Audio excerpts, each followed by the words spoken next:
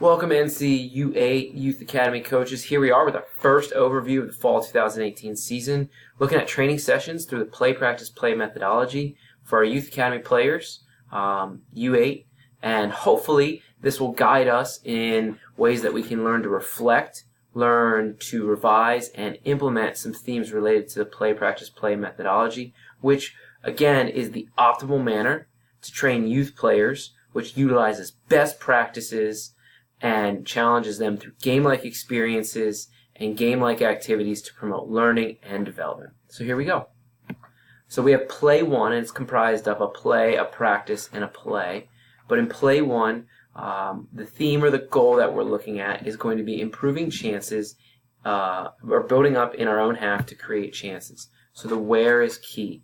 It's in our own half, and we're then going forward to create chances. The player actions are going to be tied to the where.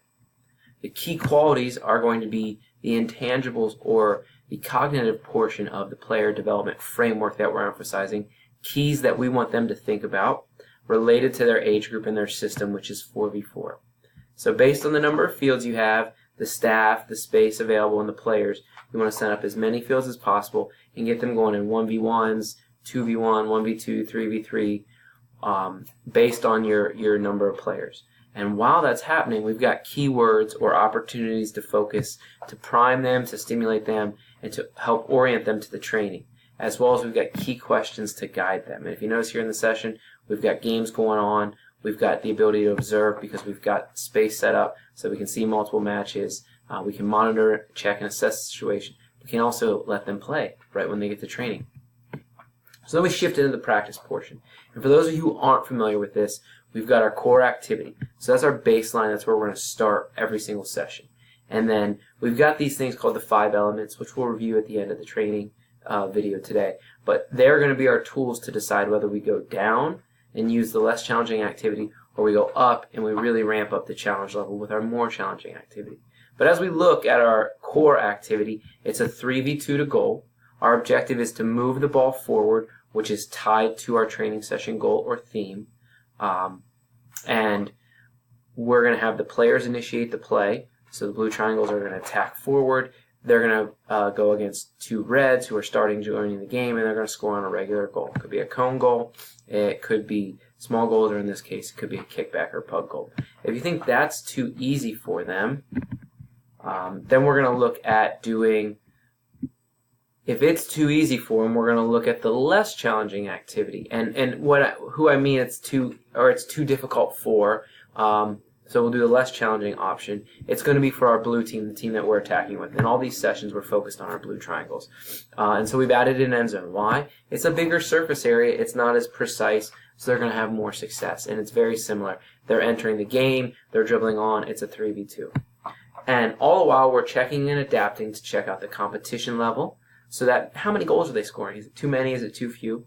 Do they have the appropriate number of repetitions? Repetitions tied to their topic. So for example, we want them to move the ball forward. If they're not able to go forward, then the repetitions that they're demonstrating, passing sideways or back, might not be what we're looking for. So we got to change the space or the opposition or the time they're playing. And then our more challenging activity, if we really want to stimulate them and try and stress them to see what they can show us, it's just a 3v3. And we're just going once again to a small goal, and our opposition's attacking a small goal here as well. Throughout this entire practice portion, while we're monitoring and adapting using the 5 elements, we also have keywords that we can infuse in to stimulate player behaviors as we've oriented them, and now we want to see if they can demonstrate that for us. And as well, in the preview video that I shared last week, we've got options to coach them or to impact them through guided questions. Some of the questions we can use to stimulate and probe. Others we can use to hopefully elicit a response from them. And now we move to the play 2 portion. This is the tester where we assess everything.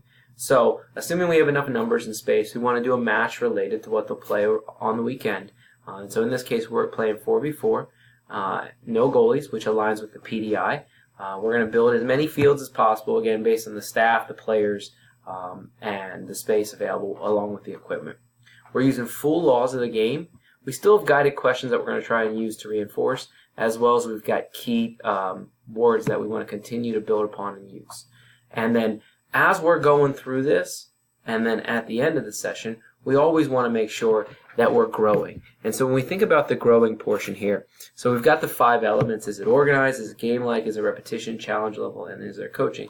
Then there's a self-reflective piece. So I'd recommend many of the academy coaches, the DOCs, your staff might have little journals, a page of experiences or books of experiences to record things that you liked in the session, things that you didn't. But it's a great way to compile your training session thoughts, your notes, to help impact your players, to grow your staff, and to elevate your program throughout the course of the year as you use these sessions and you work through the fall, over the winter, and into the spring. But everything we do is going to be based on reflection. How did we apply the 5 elements? What can we do better? And then what we liked about our performance, what we can do better next time, and what we actually thought we did well, because we need to celebrate our effort and success. Hopefully that works. Thanks. Bye.